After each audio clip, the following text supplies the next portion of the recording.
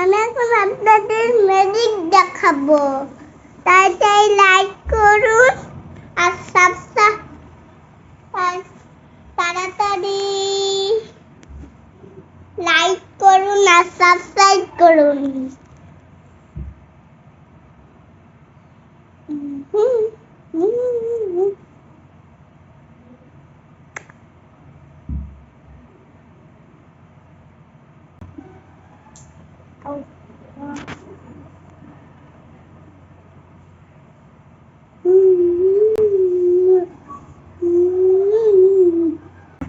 হাঁস কেন থাকে না হাসপাতালে? হাতি কেন থাকে না হাতির পুলে? ভূত কেন থাকে না ভূতের গলিতে?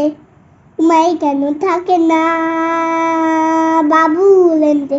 বাবা কেন থাকে না অফিস